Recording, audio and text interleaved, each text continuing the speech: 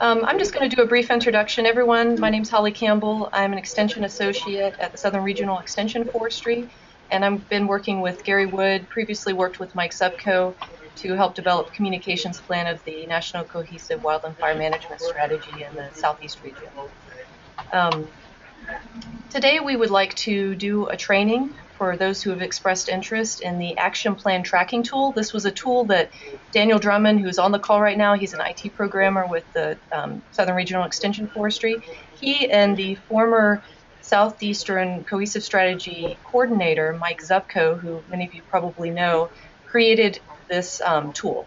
And it's an excellent tool. It's been a little bit out of use in the Southeast region for I don't know, what would you say, until this past March, since Mike Zupko stepped down and went to the, he's with, help me out here, Gary, the acronym he works for. Anyway, okay, he's at the national level now with the cohesive strategy. And anyway, so this tool has been created, and it serves a wonderful function that Daniel Drummond's going to tell you all about, and Gary can probably provide a little bit of overview as well, but I would say Daniel's probably going to give us the more comprehensive description and also detailed use of how to input information, how to generate reports from this tool. So it's something that we really want to promote because I think that it could certainly achieve a lot of goals that we're trying to achieve in the Southeast region for the cohesive strategy. And it's a way to, as the name implies, to track the specific actions of the cohesive strategy. And so it has a lot of functions, and Daniel will be able to explain all of those to you. So just some general housekeeping about this call. We are recording this call, and so if you want to refer back to it, we'll be providing a link that you can come back to it. You know, if there was something you didn't quite understand or you just didn't remember, you can come back and kind of refresh your memory of the training. So we'll provide information about how to access that. Also, we have all of you unmuted. So if there starts to be a lot of noise or feedback, either Gary or Daniel or I will ask you to please mute your phones so we don't have a lot of noise and feedback on this end. So with that, I will let Gary Wood provide a brief introduction, and then we'll just get started with Daniel. And towards the end of the call, we'll open this up to questions and also maybe some additional uses for the action plan tracking tool. One more thing that I wanted to mention, I'm sorry I didn't mention, but hopefully everyone can see my screen right now. Is anyone having trouble seeing my screen? Yeah, it's just faint, so we're having to really zoom in on it. Okay, I didn't hear what someone just said. You're like at the end of a hallway. I can't hear you. Talk about current situation. That may be me. This is John Souther. There's another call going on near me, and you may be hearing that. I can see your screen fine. Okay, great. Well, we do hear that, so you may want to mute your end just for now until a question comes up. Okay. Okay, so Gary, do you want to go ahead and maybe say a few words before Daniel gets started? Sure. Good morning, everybody. This is Regional Coordinator for Strategy, and very gracious and thankful for Daniel and Holly and all of the Southern Region Extension Forestry folks pulling this together for us this morning. The Action Plan Tracking Tool, I feel like, has a lot of value and can be a huge asset to us managing the cohesive fire strategy in the Southeast as we move forward. Something that I'm finding out, I knew it already, but something I'm learning more and more on a daily basis. Most of our partners and stakeholders are already doing a lot of the actions that are listed in the Southeastern Regional Action Plan. However, they're not capturing that information. And one of the things that I hear repeatedly is how can we easily capture the work that we're doing that's almost, a routine thing that we do almost daily. So I hope that once we move forward and get training in this, get this training session behind us, if we can't use the recorded session for others to learn from, then we would be able to hopefully host another live meeting like this via the internet so others could learn from it. One of the big reasons this core group is together today all of us are on the gap analysis action group that has been put together through numerous emails and phone calls from myself, Jen Evans, John Souther, and I appreciate everybody agreeing to participate on the gap analysis, and I feel like this is going to be a very valuable tool that we can use as we move forward in that analysis. So with that said, I'm not going to hold any more of Daniel's time. He's the one that created this, he and Mike Zupko. So I'll let you talk with the expert and let him guide us through how we can better use the tool. Okay, Daniel, at this point, I'm going to change you as the presenter, okay? All right. Well, thank you very much for that introduction. I think you summarized this pretty perfectly. When Mike Zupko and I first sat down, this was not really the idea that he necessarily had in mind originally. He just wanted a way of tracking all of these different actions that were going on. Can everyone see my screen? It's pretty much exactly the same previous screen. Hold on one second. I got to put my dog away. He's barking.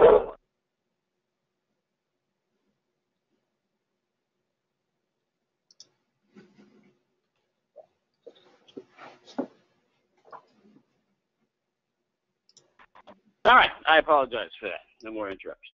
Okay, so when we sat down, we were trying to figure out a way to kind of organize all these tasks. We had it was right after they had completed the action plan itself. There was just tons and tons of these actions. So ultimately, we came up with this idea of putting it all into a website so that people could log in from all different regions of the country and just be restricted to their region and be able to update their own tasks. Excuse me. Because it's just way too much information for a couple of people to do on their own. I think in the end it ended up just being a couple of people doing it on their own, and that's kind of where it failed. But as is, it contains all of the information that the plan does. So each one of these, what I refer to as a record, at the lowest level, if we click on one of these, running a little slow. So this contains all of those fine pieces of information that are contained in the plan for each one of these records. If you're logged in, you get a few extra options here. Mike really liked the idea of being able to kind of update this with some notes to himself. So a lot of this is kind of behind the scenes stuff. But then every single one of these, we edit this record. Every single one of these has all of the options that exist in the plan. Every single one of the partners, all of the language behind all of the goals and actions, the task descriptions themselves. You multi-select any one of these values. So they're pretty easy to update and edit, update contact information, so on. But then the real power of this thing, the idea that really hooked him was that we can generate reports on the fly and filter down to any kind of information that you want to see. So again, it's operating pretty slowly, probably because I'm doing GoToMeeting. I'm already filtered by the Southeast, and this is pretty much any and every one of the attributes that are on each one of these records. So I can just look at those tasks that are, fire and adapted communities.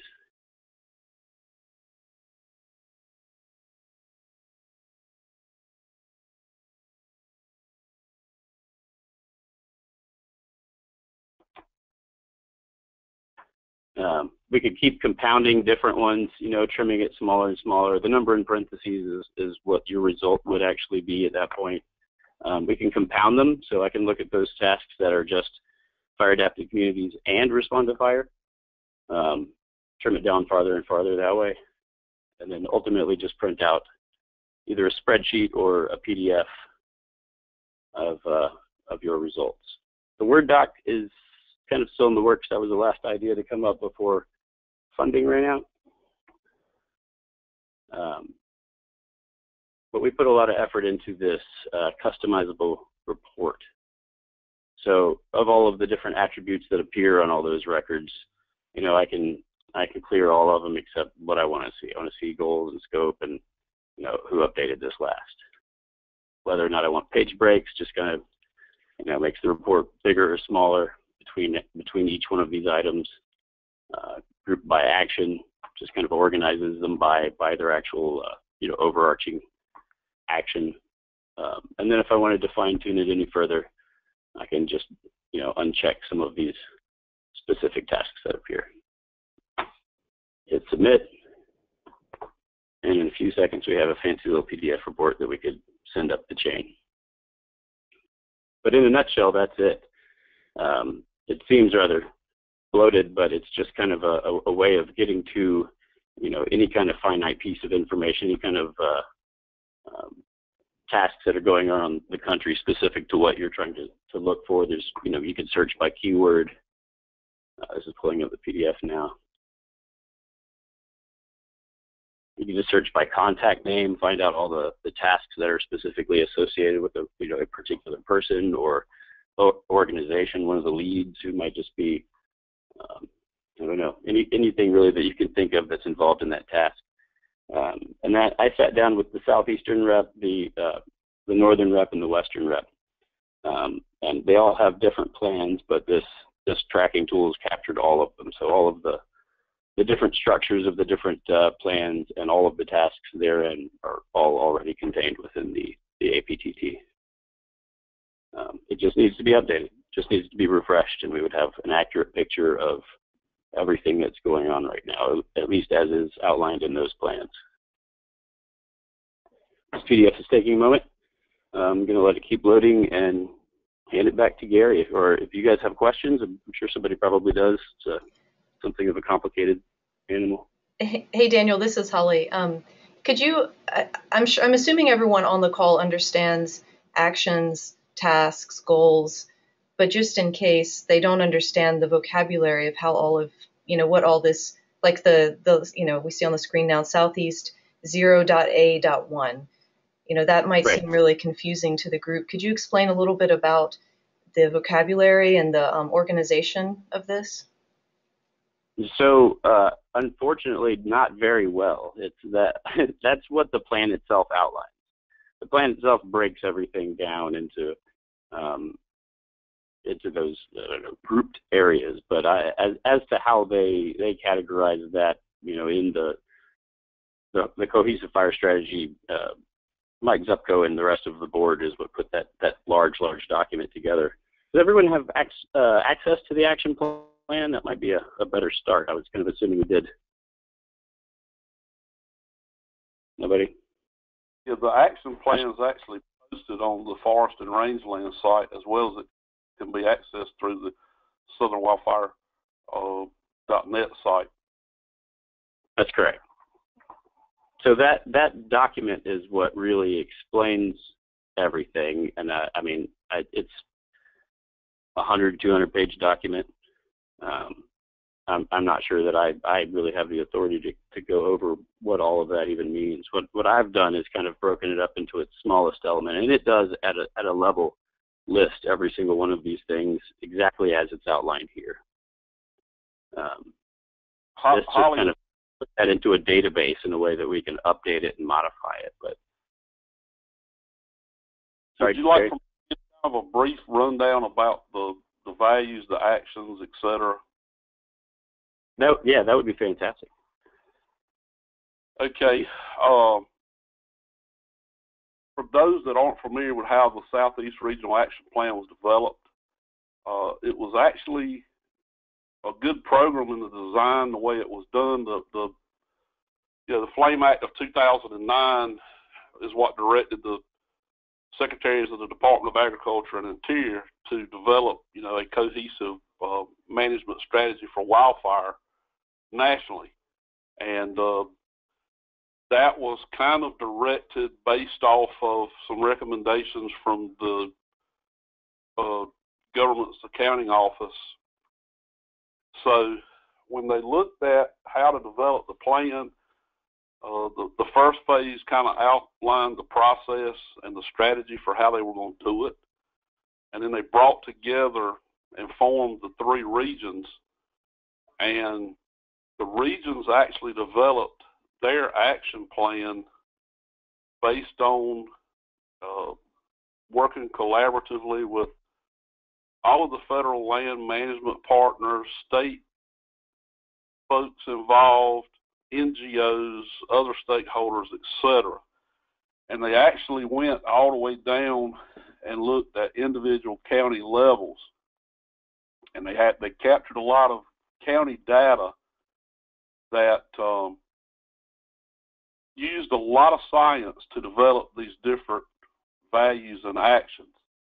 So when they looked at the different actions, they came up with essentially 5 actions. One was community planning, one was looking at non-fire fuel treatments, one was looking at use of prescribed fire, prevention and outreach programs, and lastly, but most importantly, was, response capacity as well as tactics used when they responded. And that wound up producing the 5 end values that the Southeast Regional Action Plan was based and built off of, which was firefighter safety, public safety, looking at marketable products, ecological services, cultural values, and then property losses. And they all interact and fall back and have overarching strategies that address community preparedness, vegetation and fuels, wildland fire and smoke, as well as response to the wildfires. And once they got those processes in place and they knew what the values were, that's where they sat down and, through the use of the science, the Bayesian Belief Network, and some pivot tables, actually developed actual tasks based on what those end values were: the firefighter public safety part, marketable products, ecological services, the cultural values, and the property losses. And that's what wound up leading to the overall Southeast Regional Action Plan that was developed. And, it was based off of, or actually wound up with 153 total action values, which is what we have access to when we look at the action plan tracking tool. And it identifies who the lead agencies should be in trying to implement those tasks on the ground, as well as other agencies and stakeholders that have collaboration that can assist them with actually promoting and getting those programs or those actions values implemented on the ground. But hopefully that is a quick down and dirty of how it was all kind of developed. If you go and look at the NEMAC site, you can Google NEMAC, NEMAC, and then Cohesive Wildfire Strategy. There's just bukus of information that shows how other inputs and values, demographics, socioeconomic stuff, disadvantaged communities, etc., all went into developing this action plan. Any questions?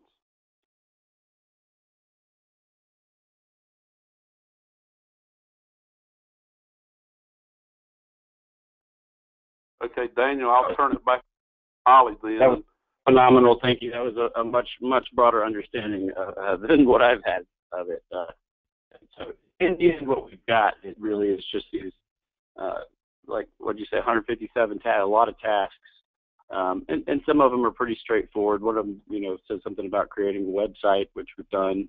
We've got this one to establish forums and opportunities for tech transfer. So it's, in the end, they're relatively simple ideas. It's just a project that needs to begin or is ongoing. But then they each have associated with them, all of these little tidbits of information that fit it into the plan. They'll let us know where it belongs overall. And many of them have, the reason we made it so that you could filter by multiple goals here is, as you see, many of them have all five values here that Gary was talking about. pretty much the entire scope, because this is an online venture. We're talking about creating some kind of forum, and then again the lead on it and time frames. In many cases, ZUPCO is listed as the contact on every single one of the Southeast tasks. So that should probably change at some point or another, especially since he's not really so, so involved. National was something of a new idea. They were starting to talk about going back to the original idea of coming up with a fourth national plan that incorporated all three of the regions. And ZUPCO wanted a way of associating these southeastern tasks with the overall national plan. That was never something that actually got off the ground. As far as I know, there's not even a national plan. So there are some legacy pieces here of how it was continuing to grow just before. Daniel, there is a national plan that was developed based off of those three regional action plans. Oh, okay. I haven't talked to ZUPCO in a while. That's news to me. So is there interest in, I guess we can talk about that after the fact. So we had started making preparation for incorporating that into this as well. It's listed as one of the regions. Yeah, we can talk about that offline later. I've got some ideas on addressing that. Okay. If you don't mind, while you're going through, maybe do one of the items. Let's say if you were in the field and you had actually performed that task, just go in and walk through doing a test exhibit of how you would actually submit information in there. Okay. Well, it really is just that one screen. So I was trying to look for one of these that sounded more like a boots on the ground kind of task. That or either go back to your tech one that you had on the developed forums and stuff, and you could actually enter in what we've done today. Cool. I don't even know what I've done with it. Here. All right, so this is just kind of looking at it. The site, I should say, is public for the most part. You can't generate records, or reports rather, but you can kind of search it and look at stuff. But you don't get these admin notes or options of checking things off unless you're logged in. I happen to be logged in. That's me. Could you explain? Are we going to be given access, or have we already been given? I guess we've already been given that access. But how do we actually go about even just logging in? So I would need to create a user account for everybody that is interested. There's not really a registration page. We've just been building it out that way. But I can grant anybody access that would like it. And then we the way this was set up, we typically restrict somebody to a region as well, just so far as what you can edit or generate reports off of. Okay. And then so after today's call, for anybody that's, I guess, wants to continue to be able to enter it in, you could set us up a login, and then from there it would give us instructions on how to go about logging into the account and getting set up. Yes, absolutely. And it's pretty straightforward. It'll send you an email. You follow that link, set your own password, and that's pretty much it. Okay, thank you. No problem. So, but then once you're logged in and you found the record, you've either filtered or just searched, you found this record that you want to edit. You've got this little note section for yourself, or we've got this link up here at the top that says edit this record. Side note, I had to choose the word record because task means something completely different in all three regional plans. It is easier in your own mind to think of this as just a task, a job, a project. But it's such a big plan that a lot of this task is already taken. Pretty much every firm you can think of is taken. So this is the information that is available for any given southeastern record, and this looks a little bit different from region to region. But all I do is hit record edit. Obviously, some of these things are not changing the region or action. So The task description itself came straight out of the action plan, so some of these I again doubt will never really change, but it's there. If it were to change, suddenly be decided that this has nothing to do with ecological services, I could simply remove it, right? Or the scope. Suddenly tribal is involved in this, and we're reaching out to them. If I wanted to update the contact information, it's just these three here. Other collaborators, this is an extensive list of everyone that's already involved in the plan for leads or collaborators. If the lead were to change, time frame were to change. And then we have some very general fields here for just notes and activity, kind of describe the activity, what's going on here. And then the admin notes, again, just kind of a note to self. Whoever is actually updating this, can just jot down little notes for themselves, time frames, whatever. And then submit, and it's immediately updated everywhere. And that's pretty much it. And if I were to add a new record, I would get this, like for the national plan, for instance, we would see this exact same form, but everything would be blank. Two kind of help, and I say kind of because again, this is kind of the plan itself is kind of a beast. We did make this user guide to try and help break down what all of the options are, right? Instead of just kind of looking at it as a form, it's a list of what all the options are. So that's Northeast. If you go into the Southeast records here, all of these are those little tidbits of information associated with them, each row. On the right here, I'll let you know what's absolute required, and then what the possible values can be. Right. So it has to be one or many of these goals. It has to be one or many of these values. Have to have a scope. Have to have a lead. Whether or not it's completed. And then that's pretty drastically different from region to region. So West, for instance, you must select a goal to start with, and then your broad action statement falls beneath that. And they're all different depending, your options become different depending on which goal you choose. And on and on and on. The Southeast is considerably simpler. We just have options for each attribute. But this user guide can be handy. That's if we were to add additional values, additional goals to the plan, this would update automatically. So it's kind of a constant user guide. That's word for it. Daniel, this is Holly. Can I interrupt a second? Just going back to the page that you were on before you came to this user guide description, which this is on the same website, so you can access that by just looking at the URL bar up there.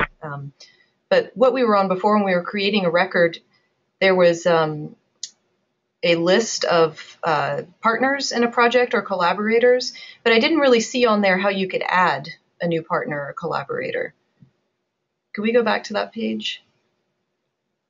You can't right now. You choose from the list that's available, but it's already an extensive list of everybody involved. It's been years since anyone's asked me to add to that list. So like if someone were out in the field and they knew which action task that they wanted to update some information on, they would go to that page that we were on before that showed all the information that can be entered in, and they would click on one of those lists of partners and or collaborators that they wanted to add. And when they highlighted it, that meant that they were adding it to that record, right? Yes. Okay. That wasn't clear to me, so I just wanted to clarify that. Okay, thank you. Sorry, yeah, that's what we would call a multi-select. So you can just pick one. I'm sorry, again, this is going super slow. You can pick none, you can pick one, you can pick many. So usually the way that those works, and it is the case here, little control key as you click things would deselect or select it. If I just click one thing, it's just going to be that. And if this would load, I'll show you exactly what I'm talking about. There we go. So if I just click ecological services, that's what we're working with. If I now hold control and click others, it adds them to them or removes them. But in the end, whatever's highlighted is what we've got. Make sense? Yeah. Daniel, back to Holly's question. I know that there's not been a lot of action done in this tracking tool, particularly from the southeast, in almost a year. But we're always looking for new partners to help us with the implementation. So if we do identify someone, we don't have the option to add that in this record, but we could email you and you could go in and add that partner or collaborator. Yeah, and I could actually train a couple of people into doing it or make a form that makes it simpler as well. It is also kind of a dynamically added thing. It's just not anything that previously was desired to be dynamic. So I have these that you're looking at now as lists of all of the goals, of all of the actions, of all the values, and this is where all of that vocabulary comes from, right? And we have the same thing set up for partners. Leads is what I have here. So this is just a list that we can add to, edit, or delete from of all of the remove of all of the leads, and the collaborators ends up being the exact same list. This is all of them. But we could easily have somebody come in and just add simple vocabulary term here is all it would take to add another lead to every single one of those records. But I could make another form page that, or add another widget or something to that edit record form that made this possible. It was just previously not something that was desired or paid for. Does that make sense? I mean, I could add myself here. Yeah, it makes sense. I understand. I just wanted to make sure that we did have that option. If we did bring other folks into play, we could get you to add them in, so could track their activity with us.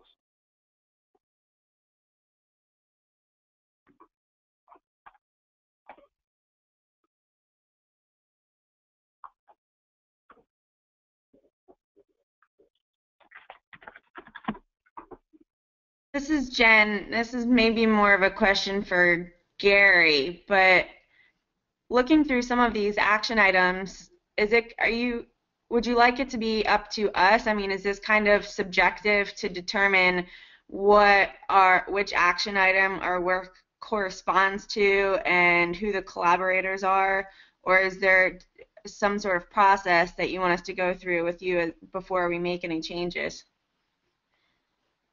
If you're granted access, and that's the whole key purpose behind this tool, and Daniel, correct me if I'm wrong or speak out of line here, but the whole purpose in creating this action plan tracking tool was so the folks that are out on the ground that are performing these different actions can go in and record it, so we'll be able to monitor what is being done and who's actually doing it.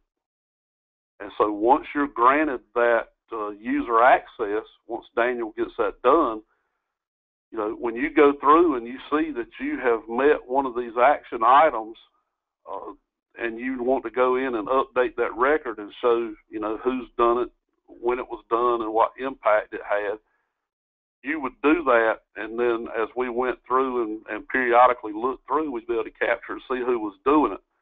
What I would say is if someone maybe was stumped as to which action they should record it under, we could have conversation then and try to hash out where we felt like the best fit to record it in the action plan tracking tool would be. Does that answer your question, Jen?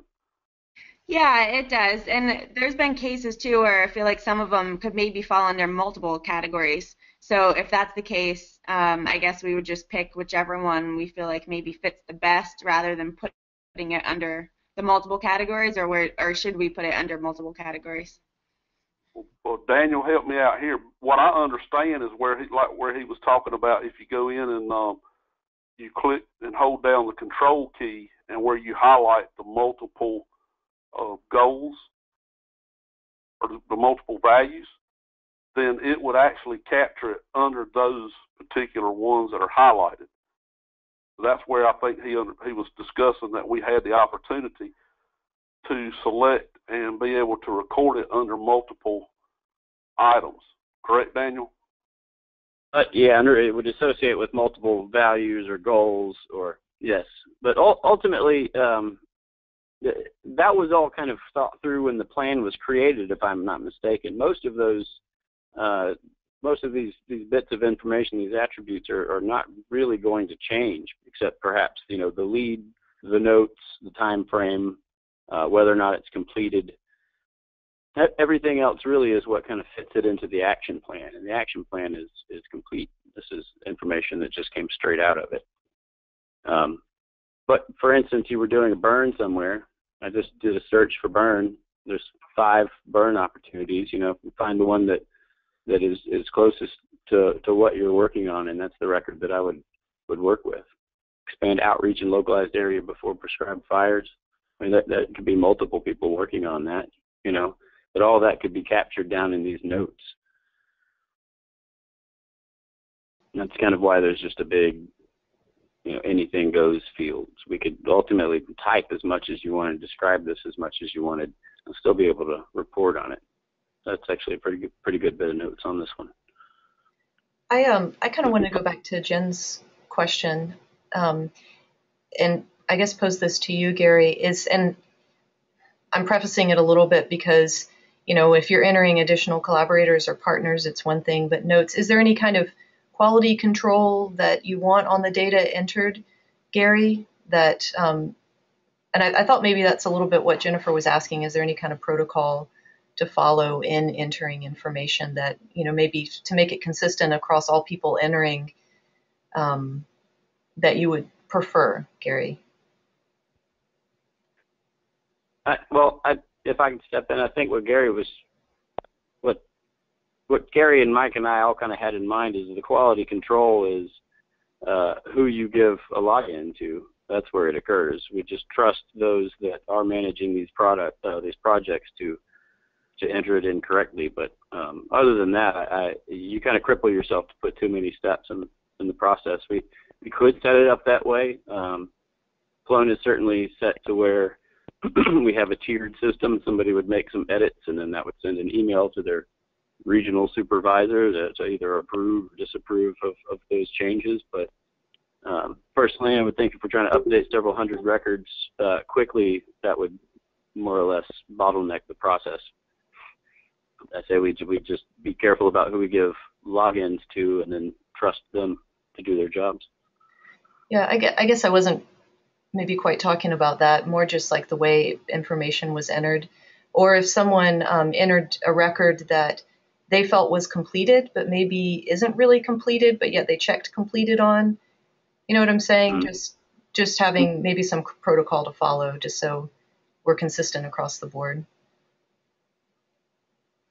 Yeah, and as I get the opportunity to work in this and play in the action plan tracking tool more, I hope that I can give you a better answer on that. Okay. But Daryl, help me out. Is there information in that user guide that addresses some of that that's being questioned as far as quality control on the information that's recorded? Not so much. No, it tells you what those specific options are when you have to. So, for instance, the value. It would tell you that you have to choose one or all, or one to many of these values, right? Cultural values, ecological services, firefighter, public safety. I guess that's just 3. But so no, it just lists out what those options are. Everything that's coming out of those just lists of text. But there are fields such as notes, and there's not many of them. It's just these 2. Notes and activity and admin notes are freeform. And again, this admin notes is never really seen elsewhere so much as to just allow whoever's working on this a quick and easy way of remembering where they were going with things. And I kind of might be worthwhile. Sorry, good. No, you go right ahead and finish. I was just going to finish the only thing that I think we you really could even formalize as this notes and activity section, but I don't know how much value added that would be. Yeah, and I guess, Jen, to answer your question and Holly's as well, I guess I'm going to have to give this some more thought on that quality control. You know, like Daniel said, first and foremost, we need to make sure that the folks that are granted access are the ones that actually really need it. And then I guess I'll have to be doing a lot of monitoring, you know, running reports regular to see who's put items in there. And if they do put in a completed activity, follow up with them just to make sure that it truly is completed and carried out. I feel like we'll probably need some protocol, like you're saying, as far as listing those, you know, reporting under those administrative notes section there and capturing that kind of the who, when, where, what, you know, what impact it had, et cetera, to come up with those type protocols so that we would have a consistent reporting across the whole action plan. And I think that's what you're looking for, right, Jen? Yeah, that was part of the question. I think that's a really good idea. Maybe not so much on the admin notes, since the public won't be seeing that, but on the other portion for the notes and activity, if there was maybe every single project you have like the project name and what, maybe like a sentence or 2 sentences about what the project did, and then maybe a sentence on the impact that it had, or something similar, just so. Because looking through some of the existing notes, the one that he has pulled up on the screen right now is pretty extensive, but then on some other ones it's like, you know, 3 words. So I think to probably have the best results from all of us working on this together, it would be good to have some sort of consistency, in my opinion. And I agree. If it's going to be a tool that's used to run reports, we want to make sure that the information report is accurate. And the only way to do that, I think, would be having some quality control on how we record and report that. And I'll take a look and see what I can come up with as far as kind of keeping a standard protocol on it. You know, understood that, you know, you're going to get more detail and there'll be more information to report on some activities than there are on others. But still, as long as we have a core standard that we follow in that reporting process, I think it's going to make it more of a valid tool to use in the future. That's a good suggestion. Daniel, I kind of already know the answer to this question, but not to make it too complicated. And if, you know, depending on what Gary comes up with, but I like Jen's ideas of, you know, having a project name and having like maybe 3 or 4 pieces of information that an entry would entail, just so we had some consistency. Is there a way to make maybe some sub entries or records under the notes and activities, where someone who was entering the information could fill out those 3 or 4 pieces of information and not have it kind of just be a run-on paragraph, you know, that's different from entry to entry? Is that possible?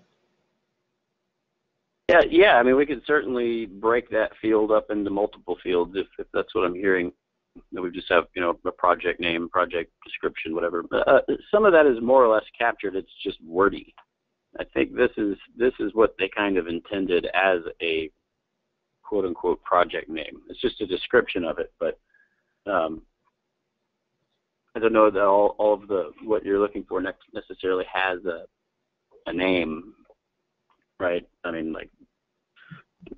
Well, it could be like, you know, extension, you know, such and such county extension agents hold a workshop called Living with Fire or something like that, and that would be the project name that fit underneath that task or action. But again, that's pretty much what that already is. It's just really wordy. Let me go back to the list of all of them. But yeah, I mean, to answer your question, we could add any fields that you guys want to this. If some of this is needless information, something that only pertains to ZUPCO, really I'm just here to kind of facilitate whatever makes this work best for you guys. So if that's if that's what you need, if that's what you want, I can add as much to this as you like. It's set up pretty generically where I can just keep filtering those things in. I guess yeah. So like this kind of stuff, it's just wordy, but that is more or less what Zipco envisioned as a name, a project name.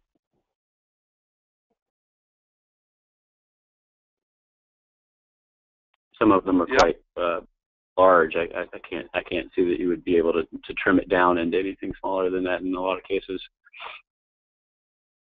Yeah, we'll need to look at that and see, because I definitely would like to be able to capture so we have some specifics all the way across the board in that, you know, project description, project location,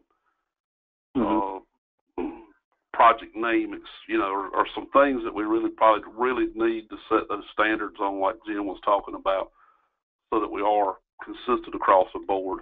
And I'll look when I get where, you know, you give me access to play around in there more, then yeah, I can get with you and see what we can do as far as going in and maybe adding those additional items to capture.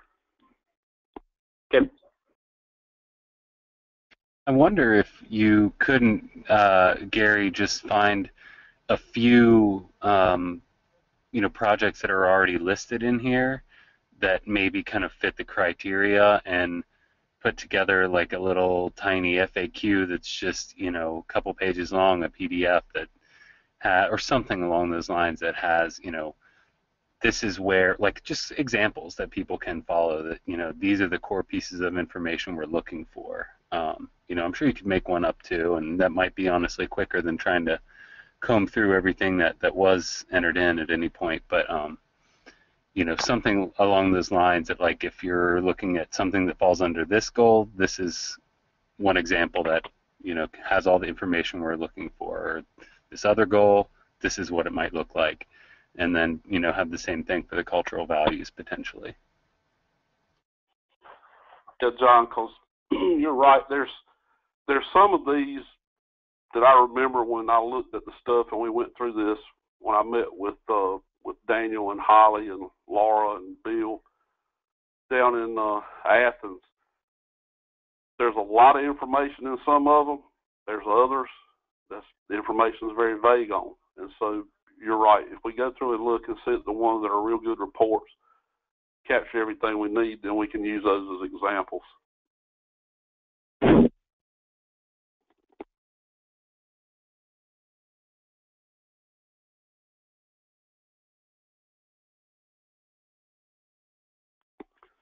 Daniel, I do have one question. As we go through and move forward,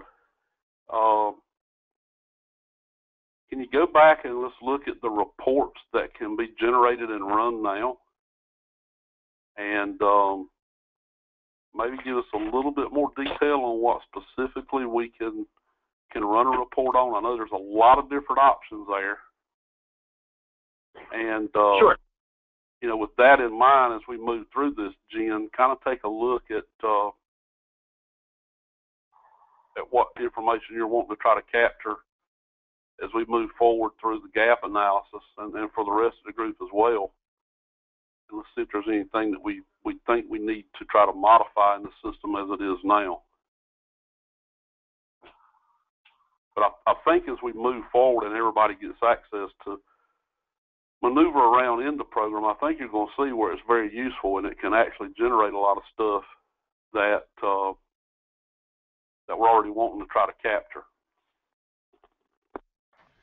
I've got a question.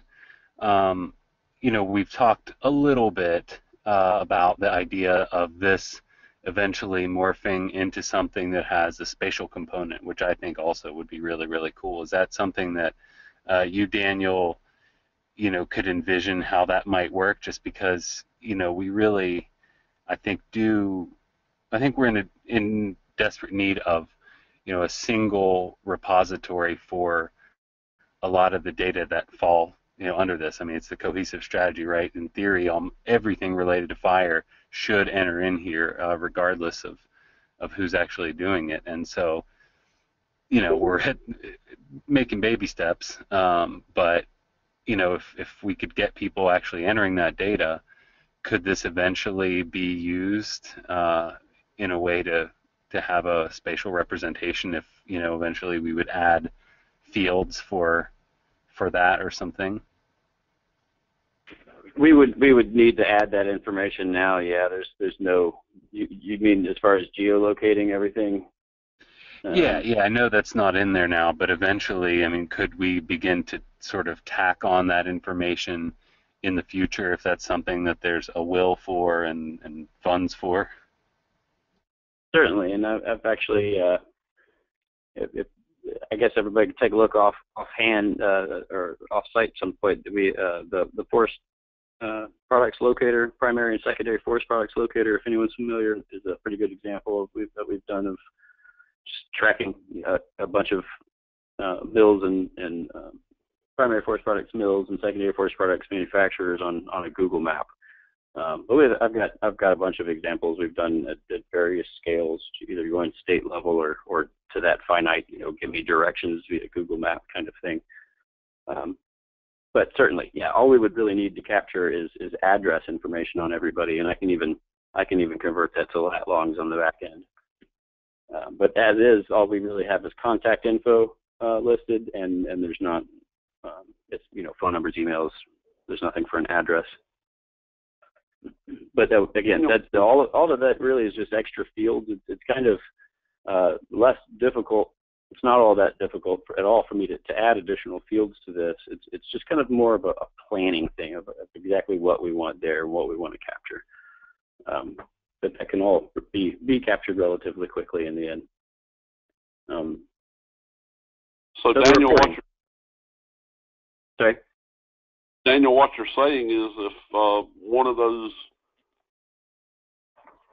quality control issues, you know, as far as reporting, when we've got in there the project title and the project description, if we can actually get a physical address location when it goes in back into this report, then that should enable us later to run that and generate the map data. Yes, and then we could also filter all of these records out by, you know, state or county or nearby where you happen to be. Right. Daniel, if it's possible to add that now, I think that's a great idea, because eventually down the road we have talked about kind of sorting some of these projects out spatially and by state. So probably entering that, if we have that field now, if people do have a location, rather than trying to backtrack it, you know, a year from now and try to remember where these things happen, if we can add it now as people are entering it, that would be great. Okay, can do. Thank you. So I guess maybe that's something that we could keep on the back end. I don't know if the public necessarily needs to see that at this point, I guess, until we turn it into a map, but you might know better. Okay. Oh.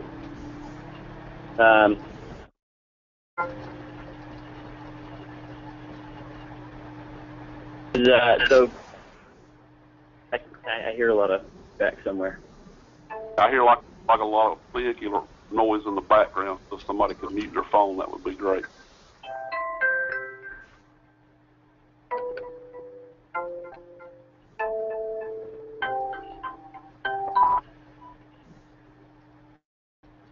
Lance, I believe that's you. It's telling me to. Jim. Okay, I'm trying to get that thing muted.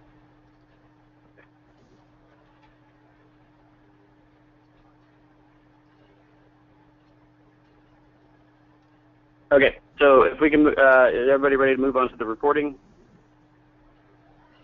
Yes, go ahead, Daniel. So I'm assuming that nobody's really going to want to ever generate a report of the whole thing, but if you wanted to, all you really have to do is click export from here and we're good to go. For the sake of time and to explain the rest of the functionality, I'm going to trim it down a little bit. So let's assume, you know, I was only interested in state level projects. this trims me down from 157 to 49 records. From there, now I'm also only interested in those, that are marketable products, state-level marketable products tasks. Just keeps getting smaller and smaller, more and more specific. 35, that's probably a good place to stop. So from here, again, the Word document part's not working yet, but I could just make a spreadsheet of all of those different attributes, listed out by column, or I can make a PDF report. This time I'm just going to go ahead and report everything.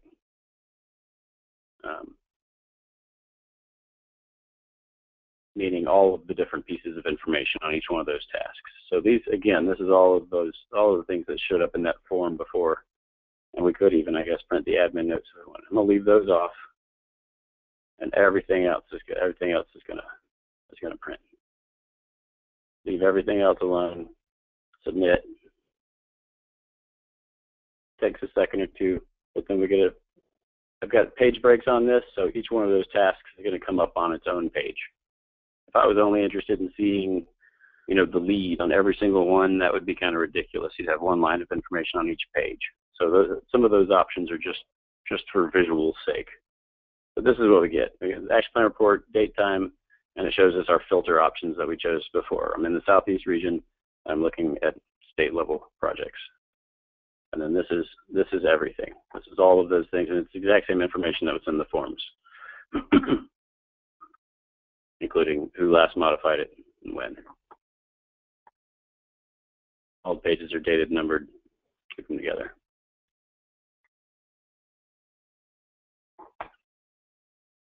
But so with these kind of filter options, then you can fine-tune this report to anything really that you want. I can look at simply put all completed or incomplete tasks, when that would make I guess a lot more straightforward sense than trying to fine-tune some marketable state tasks. But does everyone kind of get the idea of where I'm going with this? You really just trim down the wealth of information into that you're interested in, and then you can print off as much information about those records as you like. It's kind of it looks like a lot, but you're just choosing what you do and don't want to see ultimately.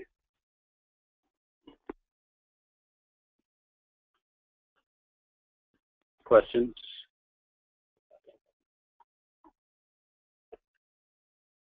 I would think also, Daniel, as we got access to go in and work around in the action plan tracking tool, particularly in those report sections, it would let us see a lot more of what is available in there. You said right.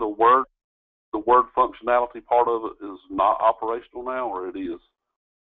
Not quite. That was the last idea that came across the desk before the funding more or less dried up for it. It's about half complete. It could be easily completed. Okay. And then this is the spreadsheet. If you just chose the spreadsheet option, that's a pretty quick and easy way of just going through and seeing everything on the plan.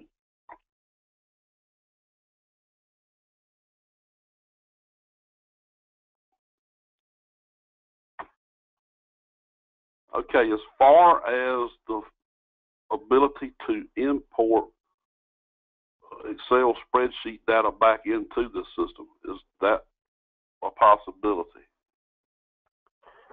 It's not something it's currently set up to do. It is something that we do with other sites. So I could definitely make it so that you download something like this, and I can hear those gears turning. So it's something like you export this, make the changes that you want, and then just re-upload that from some page. It would automatically update everything. That's certainly something we could take care of. Yes. Again, the previous site that I mentioned, the Forest Products Locator tool, it has a very similar problem. We've got hundreds and hundreds of businesses listed from 13 different states. So we've got to have somebody from each state update those all the time. It's just kind of a spreading the work around. Understood. But so they have, one of those representatives does the same thing. They download a spreadsheet, make a few changes, re-upload it, and it seems to handle that just fine. Yeah, I was thinking that's what we had looked at when I was down there, was that we said that was an option, but I just wanted to make sure and clarify. Absolutely. So, Daniel, this is Jen, and I think we might be the only ones affected by this. I think everybody else would probably be entering on a case-by-case basis, but as part of the gap analysis right now, Jenny and John, who are also both on the line, have been working on collecting. They have over 500 different efforts right now that kind of fall under at least one of those categories within the cohesive strategy, and having to go in and enter each one of those individually would take somebody a long time, but we do already have it in a spreadsheet format, and that would be easy enough to kind of format it to fit whatever it would need to go into this. If that is something that's doable, we could probably have, several of these, like 100, I think are probably ready to go right now, if there was a way to do that. Yeah, absolutely. Matter of fact, that's how the whole site was populated to start with. I can work with you to just kind of on the back end quickly script it, just to push in a whole bunch of information at once. Okay. Yeah.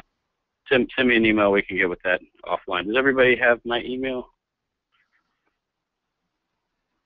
I think we've all got each other's emails at this point, probably with these GoToMeeting invites. But it's ddrummond@sref.info, sref.info. Okay, great.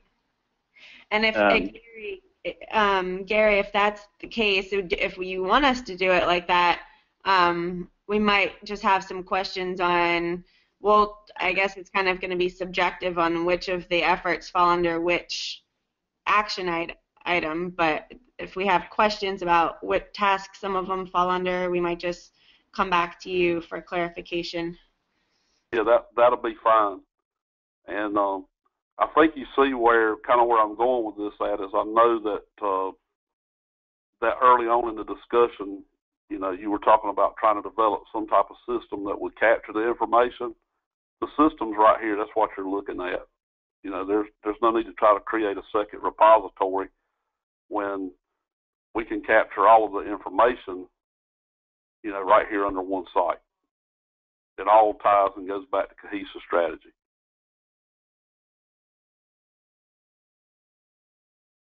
I mean, you agree what I'm saying? I think that's right, Gary.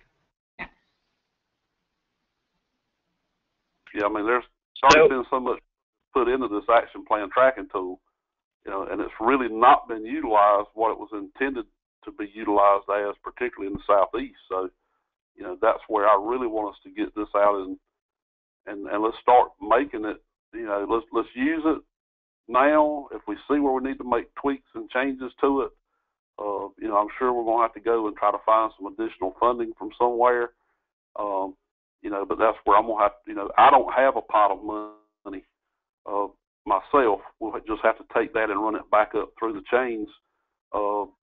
Have Daniel and Bill work up some budgetary numbers and submit it, and then, ask the various different land management agencies if they can support, funding the project. Because, I mean, it's a very useful when you think about when you look at what everybody does that's tied in with any type of, funding, regardless of where it comes from, whether it's local, state, federal, everybody wants to be able to see numbers. They want to be able to see quantitative data of what they're getting for their buck.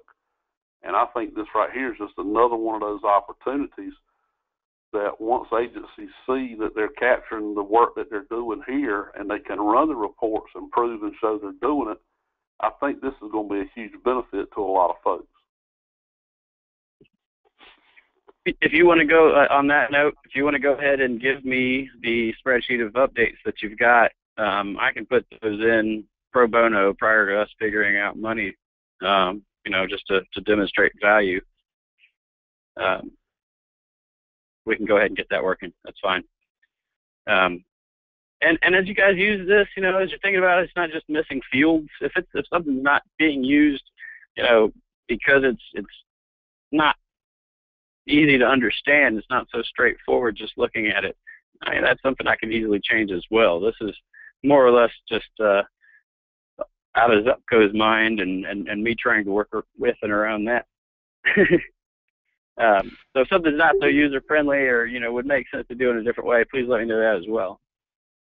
Hey, Daniel, what did you say that you just might be able to add right away? There was a spreadsheet of updates that are already ready to put in. Oh, okay. Just going to go ahead and put in some that I can do relatively quickly, and we would have recent information in the site to show that it is, if anything, still working. And you're talking about upload the information that Jen's got, correct? Correct. Yeah, I can just script that on the back end and bypass those forms altogether, do it in one whack. Right. Yeah, and then, you can just let us know what fields, what sort of data you need, and we can get that to you. If you would just export a spreadsheet like I did a second ago, with all of the information in it. Okay. Then those are all the fields that are currently there in the order that they're currently in it. Thank you. Mm-hmm. I feel like we're almost all on board as far as I think making this a little more available. I feel like it is a great tool, and I'm just really echoing what Gary said. It's just been underutilized, and so I think part of that was being a little restrictive with the access, and obviously you're not going to have a lot of people adding things in if they don't know about it and can't make edits. So I think this is exciting, and I hope that it's the beginning of something that I'm sure it'll evolve in an ongoing basis to be more and more useful. But I think it's really exciting. So thanks Gary, thanks Daniel, Holly, Laura, Jen, everybody for working on it and thinking through it and helping to refine it. No problem. I do feel like this whole thing will make a lot more sense. And the gap here, as far as I see it, is this was all part of the administration, the planning, but there's no real association as it exists to real life events on the ground. All of the contact information is his own. There's no address. I think we just add simply that information to some of these to show that there's a tie-in to the real world. It will go a long way, long way, and make this whole thing more comprehensible. And like John Souther had asked about earlier, that's one of the big things that I really want to be able to see us do with capturing the work that's being done on the ground, is being able to spatially, show that where the work's being done at. When you start thinking of looking across, landscapes, and you start looking at trying to collaborate across the landscape, large scale, if you can't see where all the pieces to the puzzle are laying at, then it's pretty hard to match them up and marry them up and expand work that's already being done.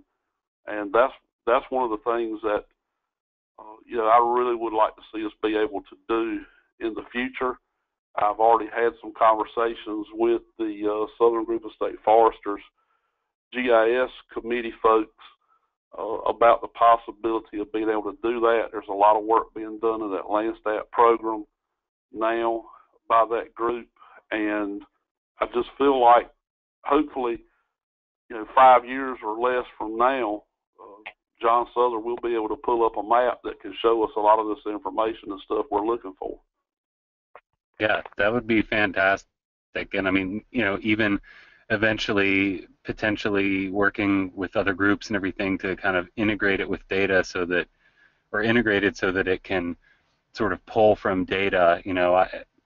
I don't know if maybe there will be security issues, who knows, but things like the National Interagency Fire Center, they do like year-to-date tracking of national statistics, and kind of being linked to a database like that would be fantastic, I think. Now, maybe that's easier said than done, but I just see this thing evolving and becoming better and better, more and more useful, more and more kind of real-time oriented, and that's exciting. Yeah, I mean, a perfect example. Jen and her folks have got a spreadsheet with, I think, a little over 500 actions that have been performed tied directly to prescribed fire. So, okay, we've got a spreadsheet that shows those, but mentally, where are they all located? Where's the core majority of those projects being performed and done at?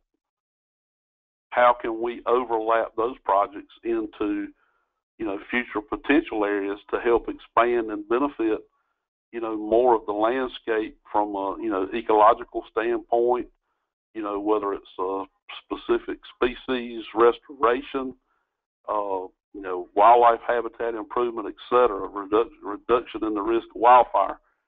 Until you can really see that visually, I just can't even fathom, okay, where are those 500 projects taking place at? Are 300 of them in one state and the other 200 scattered among 12 other states? So I think that's the way we need to go in the future, by all means.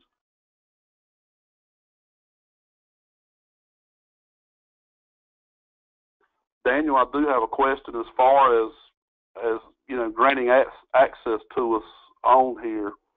Holly has all of our emails, our email addresses. How long do you anticipate it would take to be able to give access to us, on this core group that are working with the gap analysis, to go ahead and start maneuvering around in this system so we can get a little more familiar with it? It just takes a few minutes to set that up, and then it's just up to you to follow the link and set your password. But it's pretty quick for me to just add names to the users. As soon as I have the list, I can do that in 5-10 minutes. I can do that right now. Is it the same email list that would have been on this call? Yes, sir. Okay. Well, I can get to that then. As it stands, you can already navigate the site. The only thing you can't do is edit a record.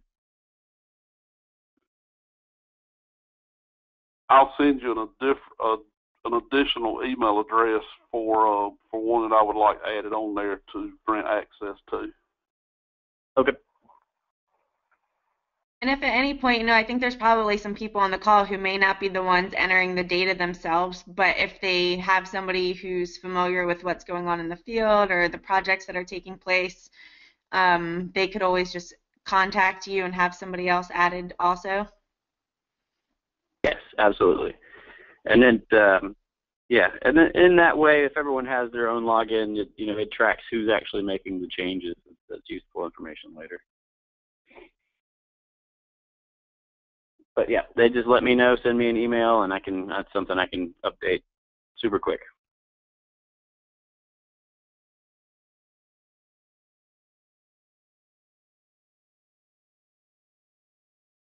Other questions? As far as next steps then, so I guess we'll get an email from you with our login information, and then Gary, will you be sending us a follow-up email containing the information that you want us to include in the notes section? I typed up as we were talking here just kind of like a little how-to sheet. I don't know if anybody already has that somewhere, but I can send that out with some of the details just to remind everybody how to do everything. I can get that to you, Gary, if you want. Yeah, that'd be great, Jen, and then I'll do, if there's anything I want to add, I'll do that, and we'll get it back out to the group, and then maybe be able to develop kind of a quick guide or something that we can add into the system here so folks can go in and see that reporting template. In other words, have kind of like a reporting template. Mm-hmm.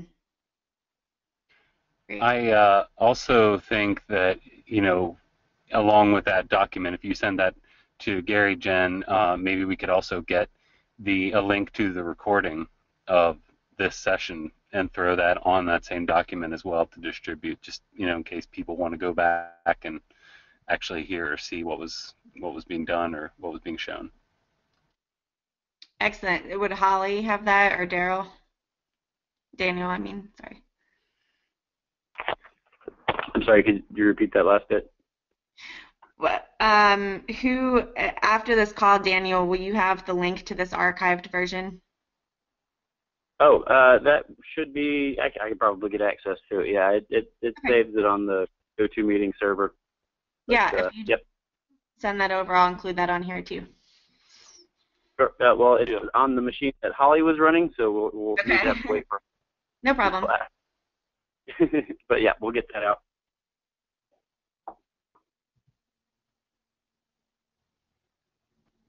Thanks again, everybody. That was really helpful. No problem. And everybody feel free to tell me if you have additional questions you think of later or ideas. Great. Thanks so much. So does everybody feel much better about the tool?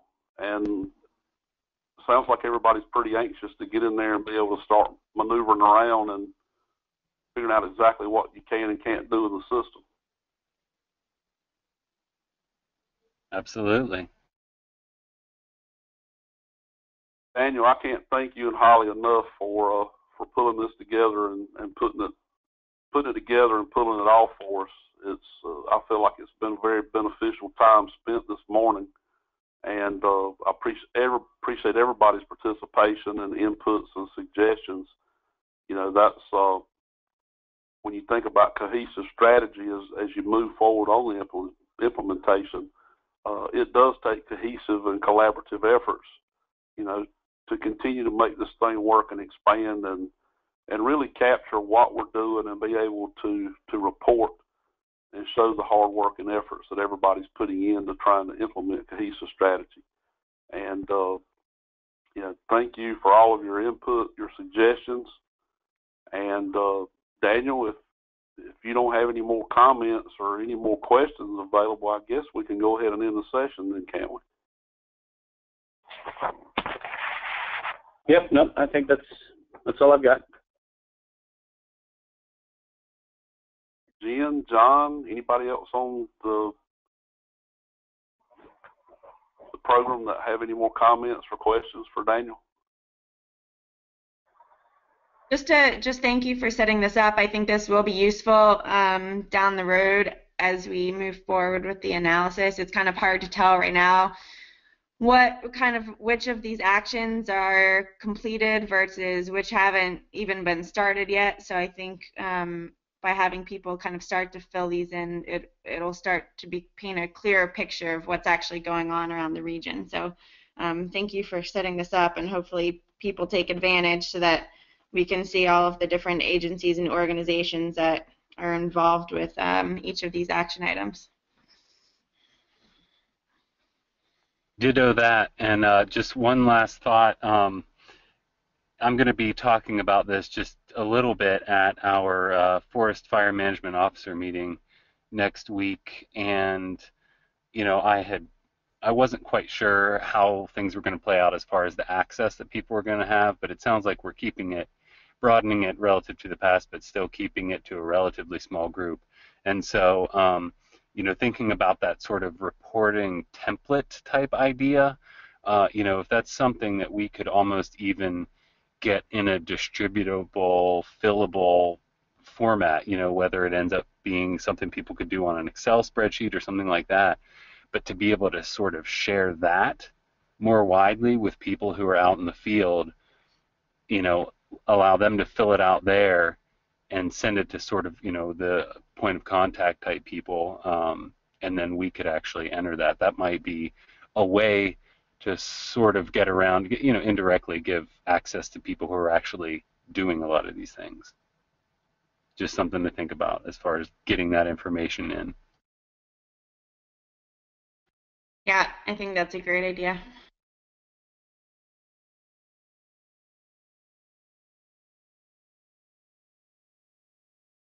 it may be something just a simple tweak to what Holly's already put together as far as gathering and capturing the success stories. Yeah. If I'm not mistaken, the way that template was set up, I'm not looking at it this time trying to locate it on the computer, but I think it had in there where you chose, which of the 3 national goals that the project fell under. It captures the, Southern value that were identified, and I think it may can be just a simple tweak on that form, and we can get them to providing that information and kill 2 birds with 1 stone. That way we'd have everything we need to go in the action plan tracking tool, and at the same time we'd have the information gathered that we could very easily, with obtaining some photographs or even video, put together the success story to add in and show in a different format than just running the report. Yeah, I agree, and I think you're right, Gary. There is a fillable form that does have a good bit of that, so it might be something that could just be tweaked to, for these purposes here. Yeah, and thinking back to the comments and suggestions that everybody's had with me is, we need to be able to do this simply, have it as a simple process, not real time consuming. By having it where we can capture information to do 2 things on 1 form, I feel like it's going to be our best bet to go.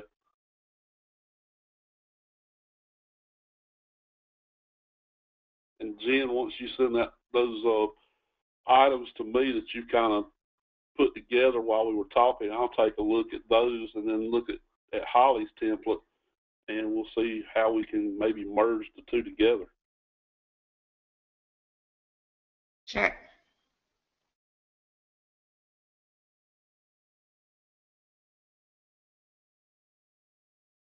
Folks, I don't have anything else. I appreciate everybody taking the time out of your busy schedules to learn more about the action plan tracking tool.